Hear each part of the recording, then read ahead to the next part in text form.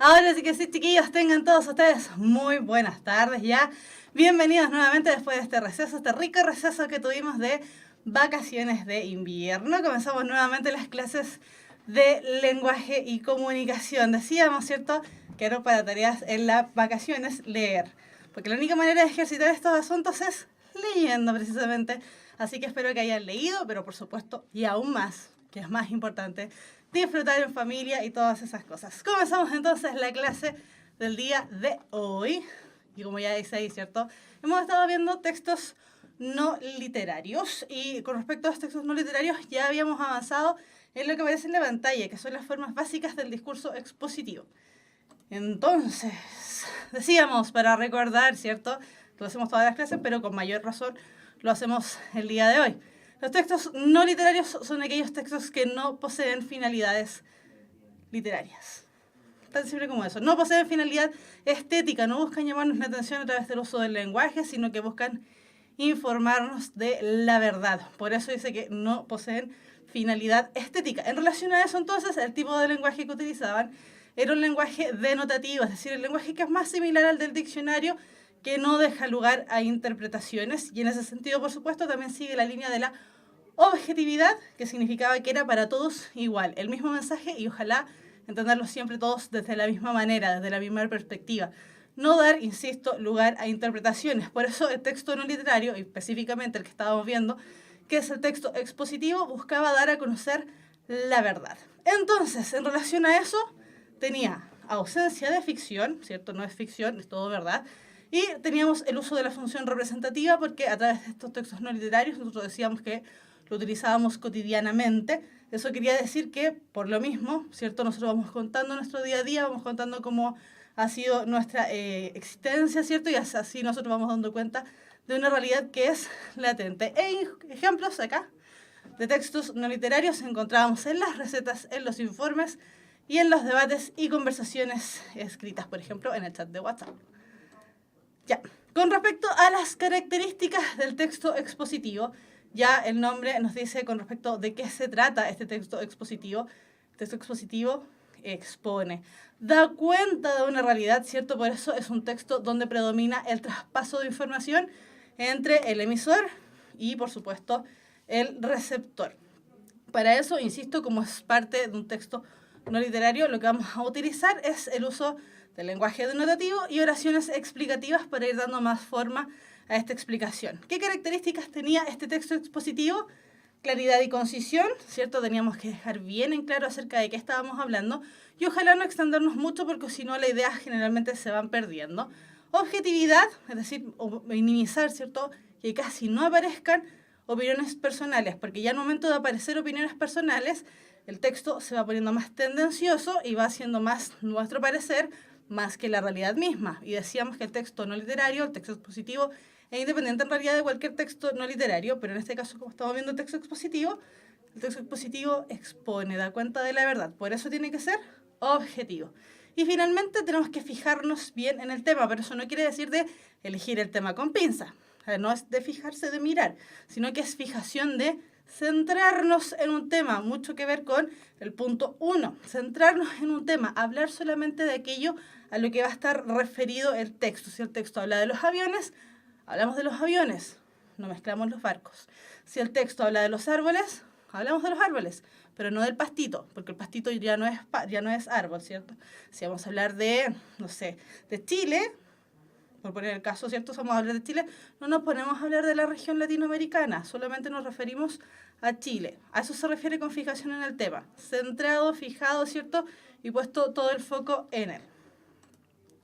Ya, veíamos este ejemplo, ¿cierto? De texto expositivo, lo vimos en la última clase, me voy a ver cómo era esto, ahí, me voy a achicar un poco, ahí sí, para que se vea bien, ¿cierto? Nosotros vimos este texto como ejemplo de texto no literario, específicamente como ejemplo de texto expositivo. Era un texto que hablaba acerca de los gnomos. Decía, por término medio, los gnomos miden unos 90 centímetros y miden, en relación a su peso, entre 20 y 25 kilogramos. Todos ellos tienen la tez oscura, el cabello liso y largo, ojos azul porcelana o violáceos y unas dentaduras sorprendentemente regulares, sin caries ni cavidades. Las hembras son igual de corpulentas que los varones. Los hombres lucen unas esponjosas barbas y mostachos, mientras que las mujeres son lampiñas, o tienen pelo. En ambos sexos, las arrugas faciales hacen acto de presencia a los 50 años. Son bajitos y rechonchos, pero ágiles de movimiento y poseen unas manos finas, hábiles y firmes. Recalquemos por último sus orejas redondeadas y ancha nariz.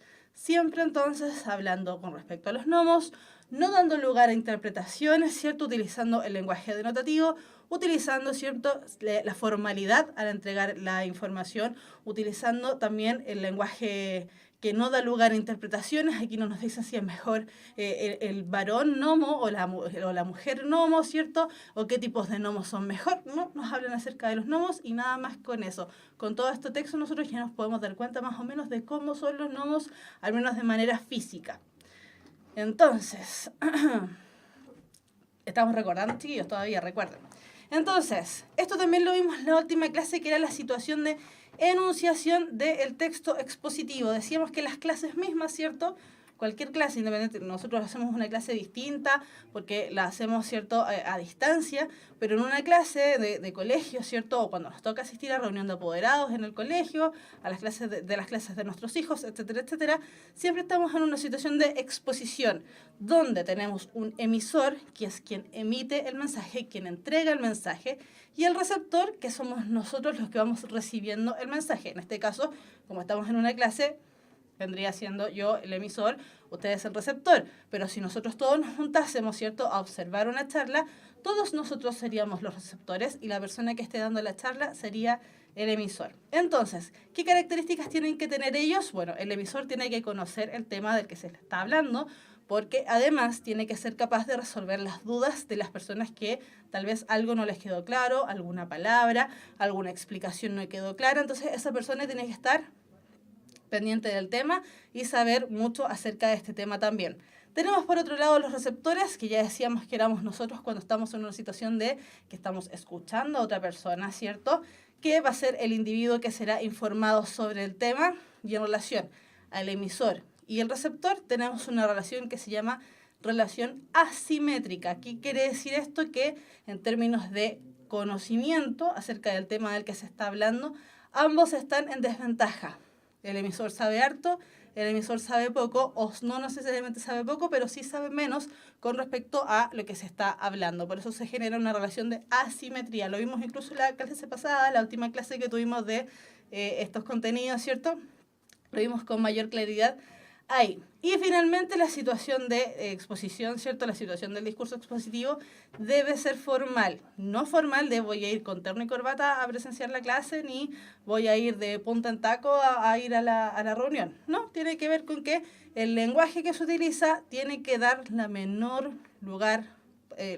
tiene que dar la menor posibilidad, ¿cierto?, de que nosotros vayamos a entender o entender de mala manera algún término que se me explica. Por eso tiene que ser formal. Tenemos que tratar de utilizar las mejores palabras posibles para no dar lugar a dobles o triples o quizás cuantas interpretaciones. Ya, entonces, aquí ya nos vamos acercando a lo que es la clase del día de hoy. Entonces, en relación a los textos expositivos, ¿cierto?, la estructura que tienen, la estructura formal que tiene un texto expositivo, pensemos por ejemplo en una noticia, ¿cierto? Pensando en una noticia, generalmente tenemos distintos cuerpos frente a los cuales nosotros nos vamos a encontrar con el texto.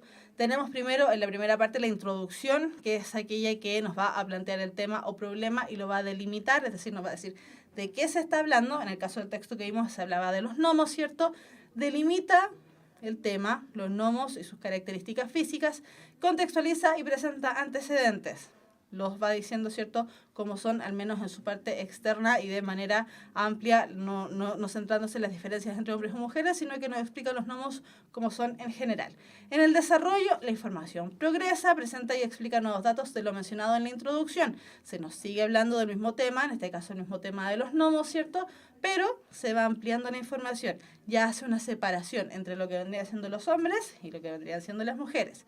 Y finalmente, en la conclusión, se hace una síntesis, una evaluación o proyección de lo expuesto. Es decir, se resume a grandes rasgos de aquello de lo que se habló en caso de que haya quedado alguna duda durante la introducción y el desarrollo. en el cierre, ¿cierto? En la conclusión ya se vaya formando esta bolita que nosotros llamamos conocimiento. Entonces, en relación a esto, ¿cierto? Nosotros dijimos que el día de hoy íbamos a ver estructuras básicas o formas básicas del discurso expositivo, es decir, cómo podemos nosotros apreciar el discurso expositivo ante, ¿cierto?, los textos en los que nos vamos a encontrar. Es decir, estas formas básicas del discurso expositivo, y ahora sí ya estamos entrando en materia del día de hoy, las formas básicas del discurso expositivo son aquellas formas que emplean los autores, los emisores, ¿cierto?, para construir los distintos tipos de texto. A grandes rasgos, en su generalidad, hemos dicho que el texto expositivo expone, da cuenta de una realidad, nos cuenta cómo son los elementos. Entonces, para el discurso expositivo, estas formas básicas van a ser unidades que se emplean para exponer de distintos modos la información que se está transmitiendo, para que nos quede aún más claro con respecto de aquello a lo que vamos a hablar. Para eso vamos a distinguir 5 formas básicas del discurso expositivo, que ya decíamos, ahora sí que sí, entramos en materia del día de hoy, ¿cierto? 5 formas básicas del discurso expositivo mediante las cuales nosotros vamos a ir conociendo un tema, vamos a ir ampliándolo y nos vamos a ir dando cuenta que vamos a pasar de aquella que es más objetiva, es decir, la definición, y vamos a llegar acá al quinto, que es el comentario, que ya nos da, ¿cierto?, la palabra comentario, ya nos da luces de que este tema de la objetividad, que lo hemos puesto tan arriba en el texto expositivo, va bajando un poco y se acerca un poquitito más a la subjetividad. Sigue siendo de todas maneras objetivo, ¿cierto?, pero la gradación va bajando. Entonces, primero vamos a ver la definición. Y aquí nuevamente me voy a achicar un poquito para que se alcance a ver el ejemplo. Ahí sí que sí. Ya, entonces, la definición, tal como dice el nombre aquí, insisto, chiquillos, tenemos que fijarnos bien en los nombres. No podemos definirlo por lo mismo, ¿cierto? No podemos decir que la definición define, pero buscar la palabra que sea más acorde a ella. La definición entonces va a ser o nos va a dar cuenta acerca de objetos, procesos, fenómenos, palabras o conceptos para identificarlos en sus rasgos constitutivos esenciales. Para hacerlo más sencillo aún, la definición es la que nosotros encontramos en los diccionarios. Cuando buscamos alguna palabra que no entendemos, ya sea que la buscamos en el diccionario a la usanza antigua, ¿cierto?, en un libro diccionario, o lo busquemos en el celular qué significa una palabra, cuando buscamos, por ejemplo, qué significa, no sé, pantalla, lo buscamos en el celular, lo buscamos en el diccionario, la definición que aparezca ahí es precisamente una definición. Las palabras con las que nosotros se nos configure y nos den a entender qué significa esa palabra es una definición. Entonces, ¿cómo hacemos una definición? Como dice ahí en el segundo párrafo, destacando las características principales y sus diferencias particulares de manera clara, exacta y ojalá breve. Palabras que tienen que ver, por supuesto, con el texto expositivo. No apunta a los rasgos concretos del objeto que define, por lo que implica un proceso de abstracción. Es decir, no nos presenta los rasgos particulares, no nos dice, mira, la pantalla puede ser una pantalla de LED que hace tal, la pantalla puede ser una pantalla de... no sé, antes se ocupaba como el líquido, ahora no me acuerdo cómo se llamaba, pero estas pantallas antiguas, las negras, y estas van a ser de bla, bla, bla, bla. No, habla acerca de las pantallas en general.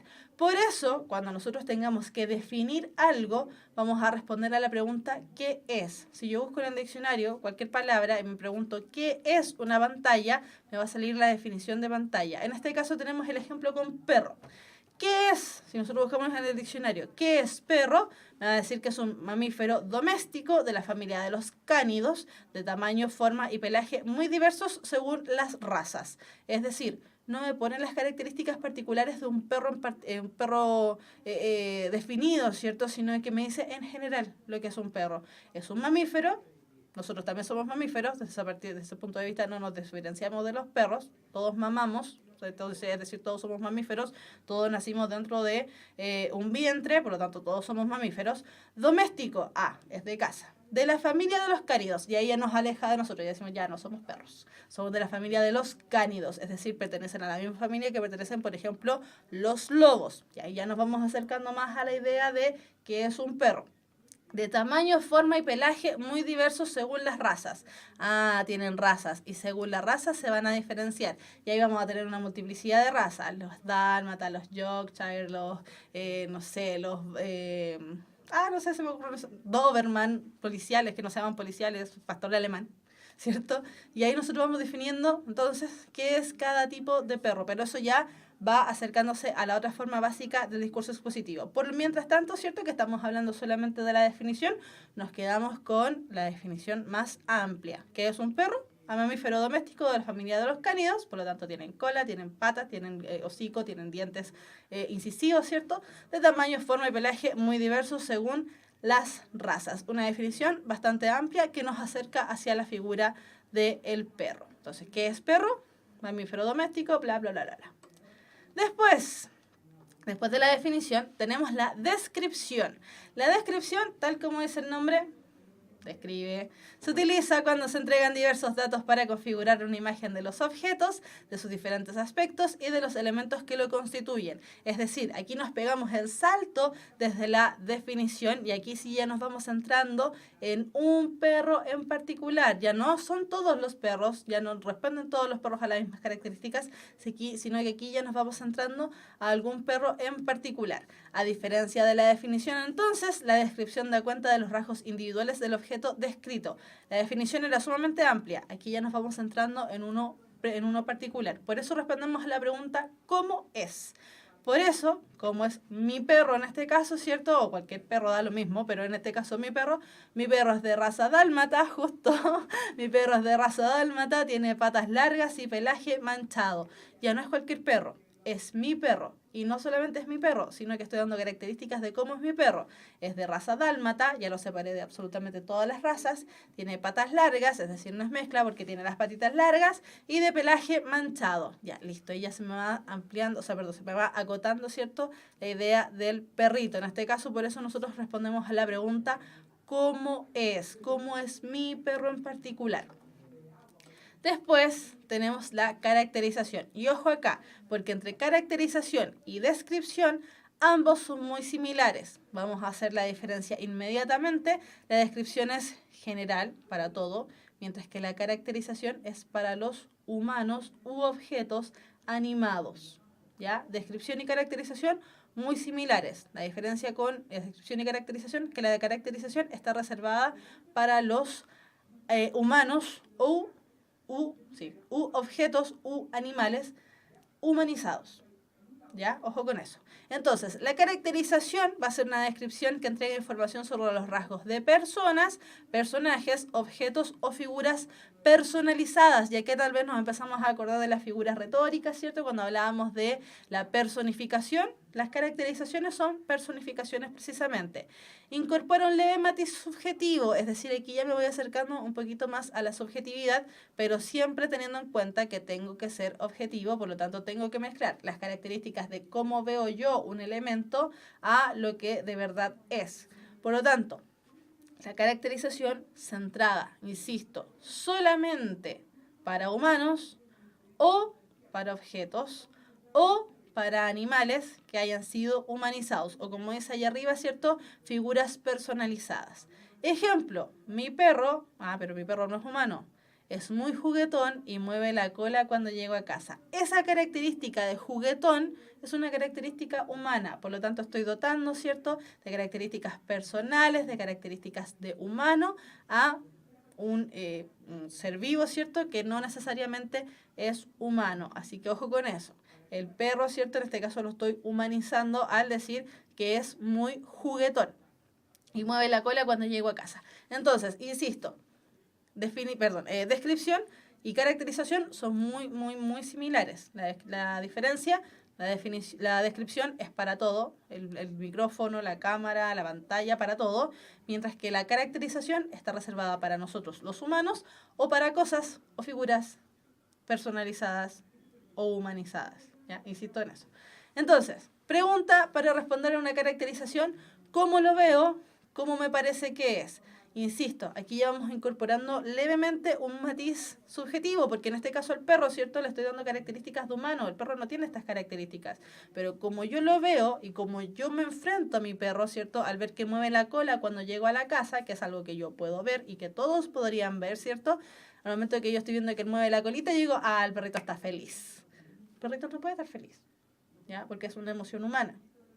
Sin embargo, sabemos que sí, ya, esos son otro tipo de análisis, ¿cierto? Pero Si nosotros lo llevamos al plano como más práctico, como el perrito no tiene la conciencia, ¿cierto? Nosotros decimos ya, esa característica de está feliz, está triste, está aquí, está allá, son características humanas. Y desde ese punto de vista entonces van a ser caracterizaciones, insisto.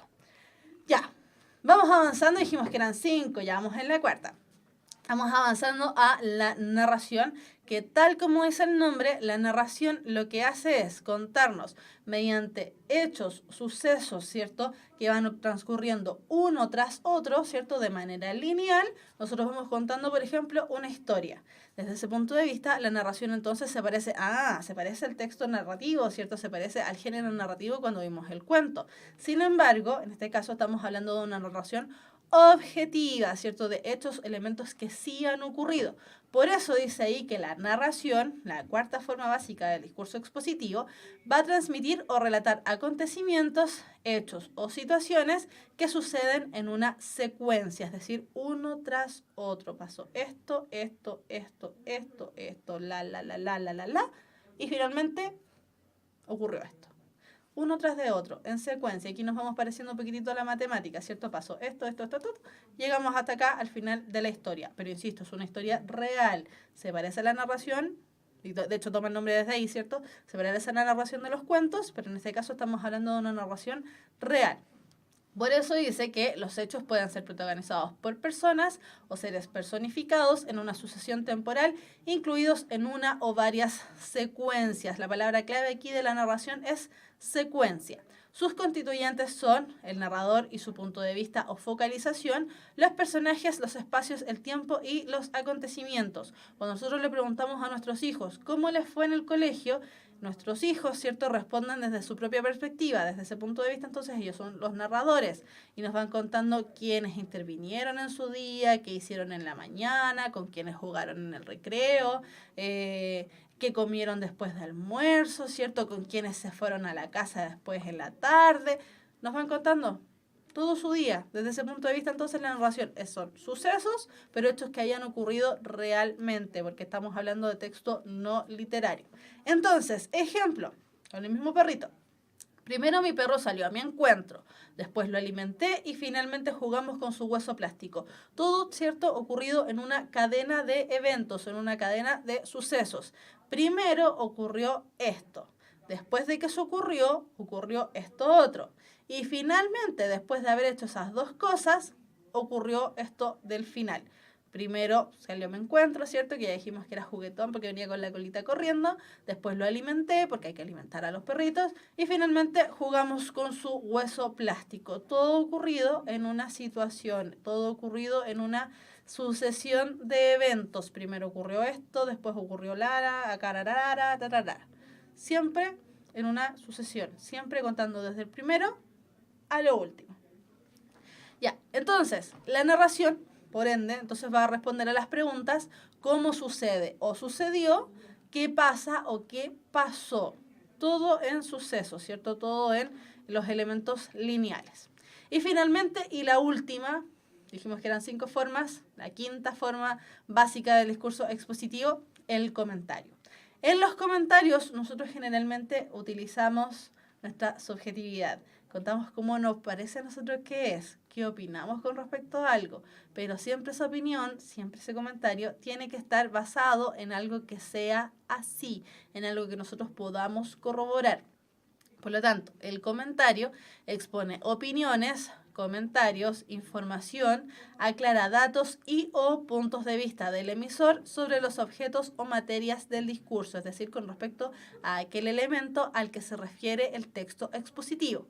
La subjetividad del emisor perdón, chiquillos, la subjetividad del emisor, es decir, nuestra propia apreciación con respecto a lo que estamos hablando, se expresa empleando recursos discursivos como la crítica, la ironía, el elogio, la peyoración, es decir, tirar para abajo, ¿cierto?, la admiración, entre otros. Es decir, nosotros al presentar, ¿cierto?, nuestra opinión con respecto a un elemento, siempre debemos fundamentar nuestra opinión con elementos de la vida real. Siempre debemos justificar nuestra opinión entonces con elementos concretos, objetivos. Cuando vemos la gala de Viña, ¿cierto?, en febrero, y salen, ¿cierto?, todas estas chiquillas y todos estos chiquillos vestidos maravillosamente, algunos no tanto, pero maravillosamente de punta en blanco, ¿cierto? Y van caminando ahí por la alfombra roja y están por otro lado, ¿cierto? Si nosotros vemos la transmisión, están por otro lado. Todos los comentaristas, fíjense el nombre que reciben los periodistas en ese sentido, los comentaristas dicen, oh, qué maravilloso vestido del diseñador, tanto. Mira, fíjate en la pedrería que lleva esta, no sé, y los zapatos que utilizó. Ah, pero mira, esos zapatos no debería haberlos utilizado esta noche porque esos zapatos son para el día. Todos esos elementos que nosotros a veces encontramos tal vez muy frívolos, todos esos elementos corresponden precisamente a un comentario. Y este comentario está hecho en torno a un texto expositivo. Nos están exponiendo qué es lo que lleva puesta esa persona, más allá de que nosotros lo estamos viendo, ¿cierto? Nos detallan, ¿cierto?, cuáles son los elementos que llevan, de quién son, qué pedrería utilizó, si es el color de moda, el cabello, un montón de cosas, ¿cierto? Pero todos esos elementos van respaldados en un elemento que nosotros y todos podemos compartir. Desde ese punto de vista, entonces, igual es objetivo. Ejemplo, finalmente, con el perrito. Me parece que mi perro es un animal muy activo. Ok, pero eso me parece a mí. ¿Cómo puedo justificar yo que mi perro es un animal muy activo? Bueno, ya que lo veo jugando todo el día y no echado al sol como todos los demás. Estoy haciendo entonces un contraste, en este caso, ¿cierto?, entre mi perro y cualquier otro perro. Digo, ¿son todos muy activos? Sí, son maravillosos. Pero el mío es más activo que los otros. ¿Y cómo puedo reafirmarlo yo? Bueno, diciendo precisamente que lo veo jugando todo el día y no ha echado al sol como todos los demás, desde ese punto de vista. Entonces, chiquillos, ahí tendríamos un comentario. Lo mismo, insisto, como la parte como más frívola, ¿cierto? Y que probablemente nosotros nos enfrentamos generalmente en febrero, podrían ser los comentaristas de las galas de estas de Viña, de cualquier festival. Los comentaristas deportivos también hacen exactamente lo mismo, nos van narrando los sucesos que ocurren en el partido, ¿cierto? Pero cuando el partido para, hacen generalmente algún comentario con respecto a los goles que estaba metiendo el futbolista en tal sentido, ¿cierto? O en tal temporada. Lo comparan con temporadas anteriores para comprobar si es que su desempeño ha subido o ha bajado, y así nosotros vamos fundamentando, ¿cierto?, nuestra propia opinión, pero siempre con elementos objetivos. Vi que hay una pregunta en el chat, una pregunta muy interesante, porque dijimos, es un elemento que tenemos que dejar sumamente claro el día de hoy. María Barzúa, que estaba saludando desde La Pintana. Hola, hola María, y hola, hola a todos los que nos ven desde allá, ¿cierto? Y Darío Antonio Castillo Araya, pregunta, profe, ¿cuál es la diferencia entre definición y caracterización? Nos vamos a retroceder. La definición responde a la pregunta ¿qué es? La definición es la que tú encuentras en el diccionario, mi estimado Darío, mientras que la descripción, definición y caracterización, mientras que la caracterización es una descripción, pero de un humano o de un elemento personificado o de un animal, ¿cierto?, que utiliza rasgos humanos. Siempre la caracterización es de carácter, es de persona, mi carácter personal, tómenlo por ahí, ¿cierto? La definición es la del diccionario, las dos parten con D, y la descripción es para cualquier elemento, da lo mismo si es humano, si es perro, da lo mismo. La descripción es para cualquier elemento, la caracterización para humanos, la definición, la del diccionario. Ya. Bien rapidito, porque estamos en la hora, ¿cierto? Aquí nos vamos a detener y este texto también ya lo hemos visto en las clases anteriores. El texto expositivo, decíamos, ejemplo, la receta. Y en este caso una receta de pan amasado, receta chilena, rico. Ya lo habíamos visto en las clases anteriores. Entonces nos sale el texto expositivo, los ingredientes de la receta, esto ya lo habíamos visto, no nos vamos a detener tanto en esto, ¿cierto? Los ingredientes, los 500 gramos de harina, la cucharadita de sal, el cucharadita de azúcar, la taza de agua, ¿cierto? Las cucharadas de manteca, la levadura. Y la preparación, paso por paso, cómo tenemos que hacer el pan amasado. Ahora, en la parte de los ingredientes, ¿ciertos? Nosotros podemos encontrar una forma básica mediante la que nosotros podemos definir que esto efectivamente es un texto expositivo. Texto expositivo, ingredientes. ¿Qué forma básica del discurso expositivo podemos apreciar en los ingredientes de la receta? Piénsenlo rápido, vamos a ir inmediatamente a la respuesta porque estamos más o menos en la hora y no vamos a atrasar la clase de física, por supuesto que no. Ya, forma básica, descripción. ¿Cómo es? Decíamos, la definición define, y en este caso nosotros no estamos buscando la definición de absolutamente nada, ¿cierto? No nos dicen qué es la harina, no nos dicen qué es la cucharadita de sal, no nos dicen qué es el azúcar, no nos definen nada, sino que nos describen cuántos gramos de harina, cuánto elemento de tal, cuánto de aquí, cuánto de allá, cómo son los elementos que nosotros tenemos que utilizar. Por ejemplo, cuando habla acerca de la harina, ¿cierto? No nos dice solamente que tenemos que utilizar 500 gramos de harina, sino que nos dice cómo tiene que ser esa harina, sin polvos de hornear. Y ahí nosotros ya nos vamos dando cuenta que nos estamos enfrentando a una descripción. Insisto, la descripción describe cualquier elemento que no esté siendo humanizado. Una cucharadita de sal. ¿Cómo tiene que ser esta cucharadita? De sal. ¿O cómo tiene que ser la otra cucharadita? De azúcar. ¿Cómo tiene que estar el agua? Ojo ahí, tiene que estar tibia o caliente y puede ser más aún de ser necesario. Y así sucesivamente nosotros entonces en una simple receta, que es el texto que estábamos viendo desde la última vez que hablemos con respecto al texto expositivo, podemos encontrar ya una forma básica del discurso que estábamos viendo.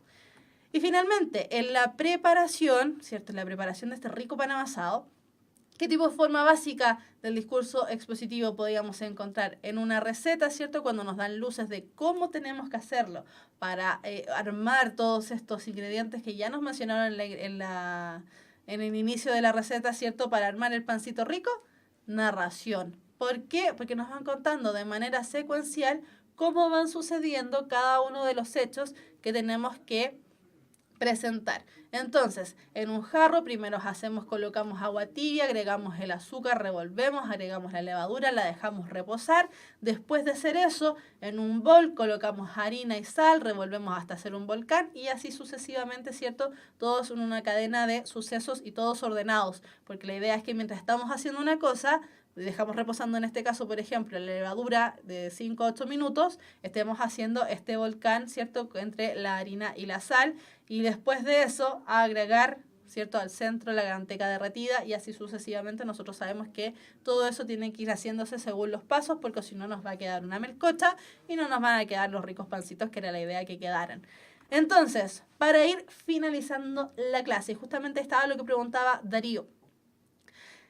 Lo que vimos en la clase del día de hoy, entonces vimos 5 formas básicas del discurso expositivo, dijimos son solo 5, la clase anterior lo que estuvimos viendo eran las formas en las que se presentaba la información, acá estamos viendo otra cosa que son las formas básicas del discurso expositivo. La gracia de estas formas básicas del discurso expositivo es cómo precisamente se organiza la información para ser entregada dentro de lo que nosotros necesitamos saber, ¿cierto? Estas formas van a responder a cualquier texto expositivo que ya vimos, en este caso era una receta, pero acá nosotros estamos en una clase y la clase también sigue órdenes, también sigue secuencias. Entonces, ¿qué formas vimos? 5.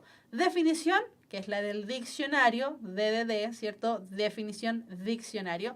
Presenta rasgos esenciales de las cosas y seres vivos y va a responder a la pregunta ¿qué es? Descripción, indica de elementos distintivos que identifican un elemento o objeto vivo específico, ¿cierto? ¿Cómo es?